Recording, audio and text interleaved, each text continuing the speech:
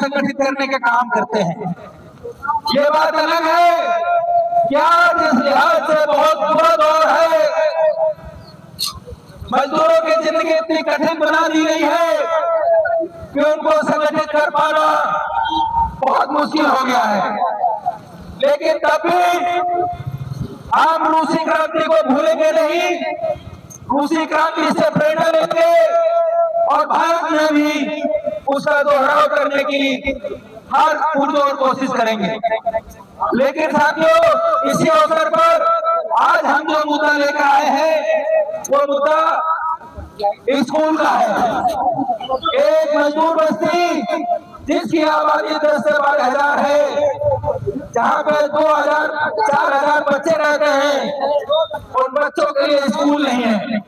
बच्चे 2 kilometre, 4 kilometre, 5 kilometre दूर स्कूलों में जाते हैं। 10,000 रुपए के न्यूनतम तनख्वाह पे काम करने वाला मजदूर आदमी कैसे अपने बच्चों को प्राइवेट स्कूलों में भेजेगा, जिसका 1,000 रुपए बस वाला किराया लेता है और 1,000 रुपए स्कूल वाले फीस लेते हैं। ऐसी स्थिति में मजदूरों को अपने बच्चों को पढ़ाना मुश्किल हो गया है। कहने को ये सरकारें मुफ्त शिक्षा का अभियान चला रही है, सर्व शिक्षा का अभियान चला रही है, मिड डे मील की योजनाएं चला रही हैं, लेकिन वो सब कागजों में ही दिखता है।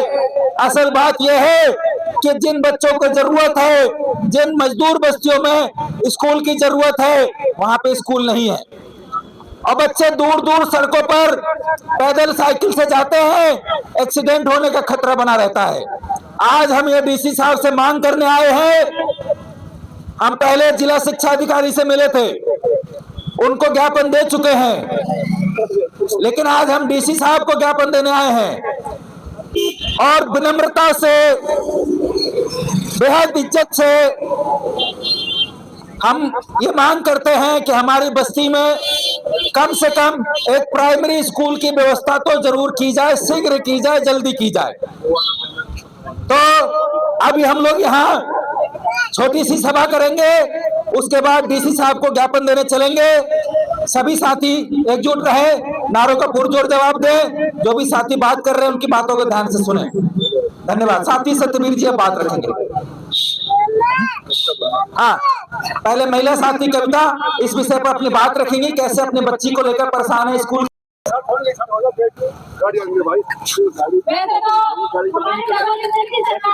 भाई साहब, किसकी गाड़ी है? सब भी है, बाहर लगवा दो। रोको रखो। डीसी साहब देखिए जगह ही नहीं है। बात तो डीसी साहब को बुला दो, विज्ञापन देंगे। डीसी साहब है ही ना, ऑफिस में बुलाओ।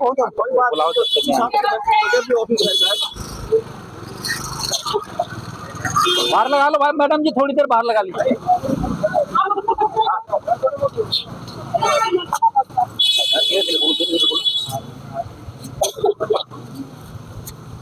हमारे घर में बच्चे हैं, मेरी बच्ची है छोटी सी, जिसको बहुत छोटी है, वो जिसे आप पढ़ा नहीं सकते क्योंकि हमारे बस्ती में स्कूल नहीं है।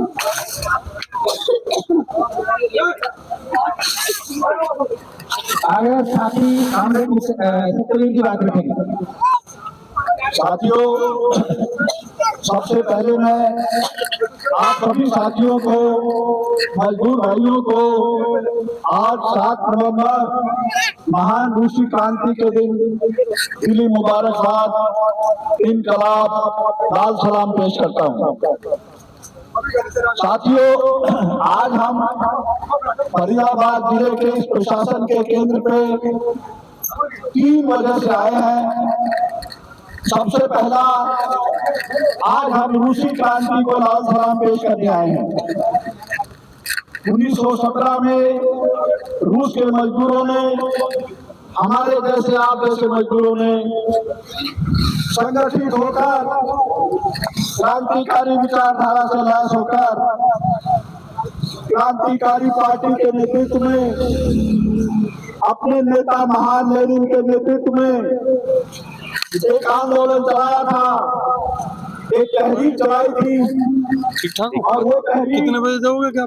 किसी भत्ते के लिए, किसी सुविधा के लिए नहीं थी, उनकी मांग थी कि जब सारा उत्पादन हम करते हैं, मजदूर ही सारा उत्पादन करते हैं, तो उत्पादन का मालिकाना भी मजदूर का रहेगा।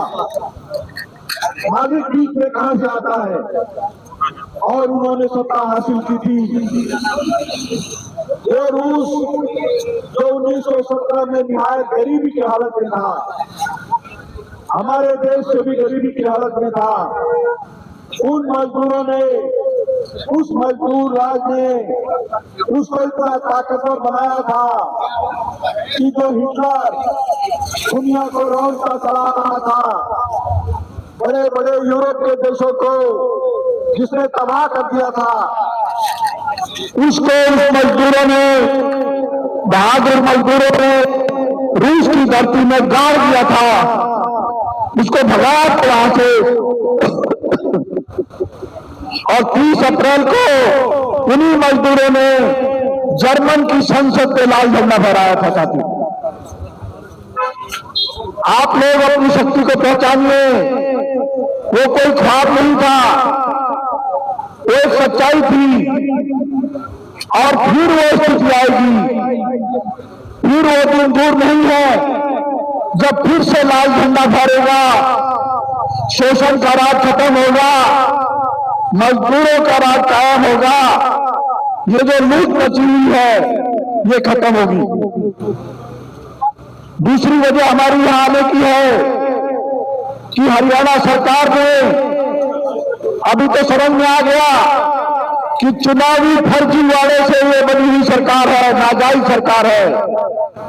इस नाजायज सरकार ने पिछले 10 साल में 3000 स्कूल बंद कर दिए हैं।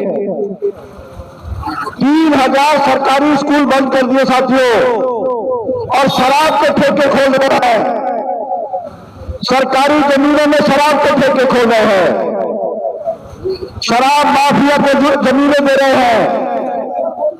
अगर मजदूर एक झुग्गी डाल लेता है तो उसको बोलते तूने एनकरेज कर लिया। एक साजिश चल रही है। वो चाहते हैं कि ये बेहाल मजदूर, मेहनत का सवाल, जो बेरोजगारी महंगाई से पिस रहा है, ये शराब में डूब जाए। हर घर में शराबी पैदा किए जा रहे हैं, नशाखोरी को बढ़ाया जा रहा है, अश्लील साहित्य बढ़ाया जा रहा है। तो साथियों, हम ये बात करते हैं कि हमारे आजाद नगर मजदूर बस्ती में सरकारी स्कूल खोला जाए। वहां कोई सरकारी स्कूल नहीं है, इसलिए सरकारी स्कूल खोला जाए। सरकारी स्कूलों को बंद करना बंद करे। हम इस शिक्षा नीति का विरोध करने आए हैं साथियों।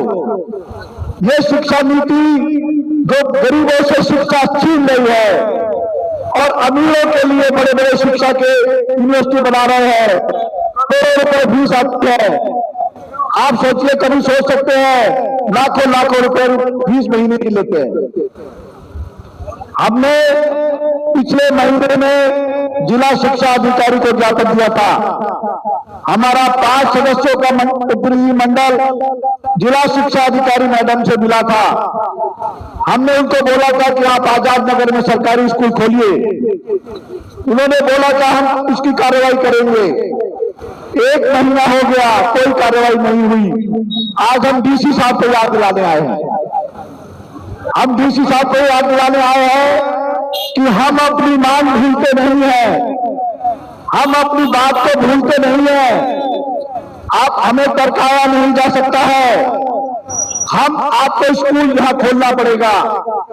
आजाद नगर में सरकारी स्कूल तुरंत चालू करिए, ये हमारी मांग है। साथियों, ये शिक्षा नीति का हम विरोध कर रहे हैं। ये मुख्यमंत्री को हम ज्ञापन दे रहे हैं कि ये शिक्षा नीति जन विरोधी है, गरीब विरोधी है, समाज विरोधी है। आप इसको बंद करिए। ये जो शराब नीति है, हर घर में शराबी पैदा किए जा रहे हैं। शराब को फैशन बनाया जा रहा है। सरकारी जमीनों में शराब के ठेके रहते हैं। शराब की घर सप्लाई हो रही है।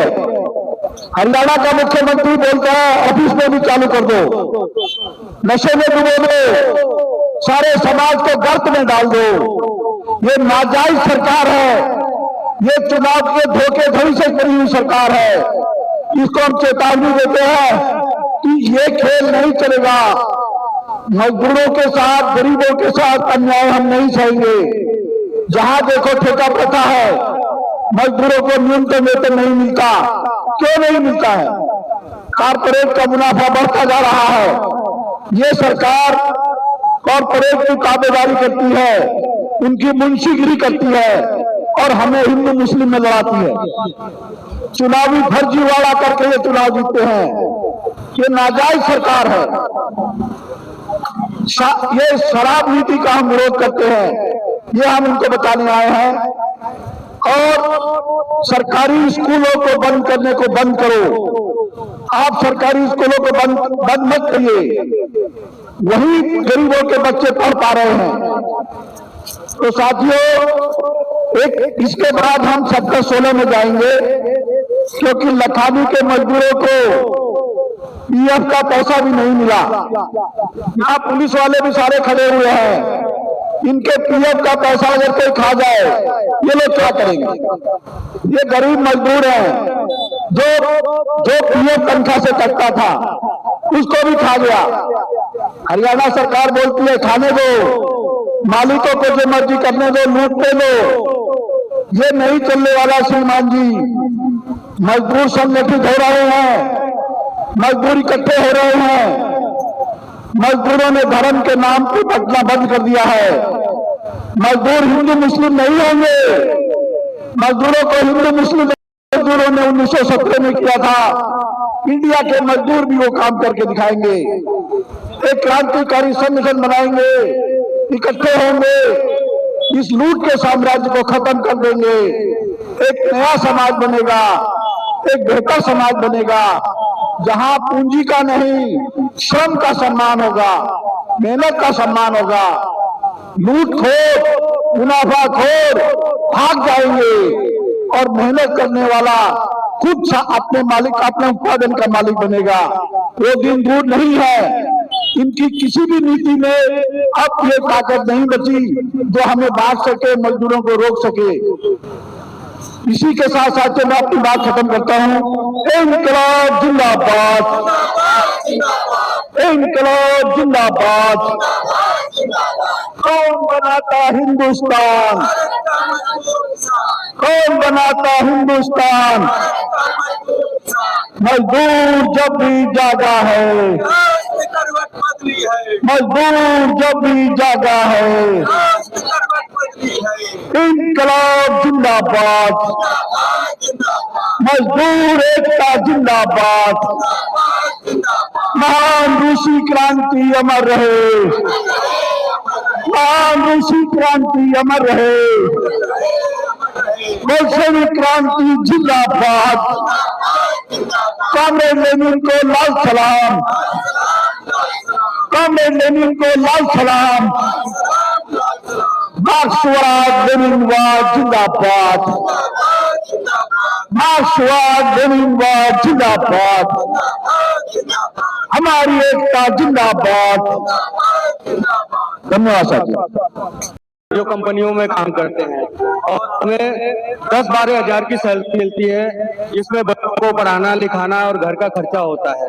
तो तमाम हमें हमारे पास परेशानियां होती हैं। और इसके बाद जहां हम बस्ती में, जिस बस्ती में रहते हैं, वहाँ पे कहने का मतलब प्राइमरी स्कूल तक नहीं है जो हमारे छोटे छोटे बच्चे उनमें पढ़ सके। और हमारा बजट इतना नहीं होता है कि हम इतने कम सैलरी में हम बच्चे को किसी प्राइवेट स्कूल में पढ़ा सके। तो इसके लिए हमने सोचा कि भाई इसमें के और अपनी बातें रखें, और जो भी हमारे आजाद नगर के बच्चे हैं और वहाँ के जो भी है, तो उनमें ऐसा लगे कि हाँ भाई अगर स्कूल खुलता है तो हमारे बच्चों के लिए बड़ा ही न्यायपूर्ण और व्यवस्था होगा, जिससे कहने का मतलब हमारे बच्चे पास हो सकेंगे।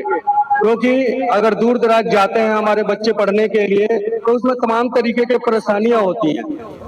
जैसे कि मान लो कि 1000 रुपए तो बस का किराया, 1000 रुपए ही स्कूल का फीस होता है, तो इतने कम सैलरी में हम अपने बच्चों को किस तरीके से पढ़ा पाएंगे।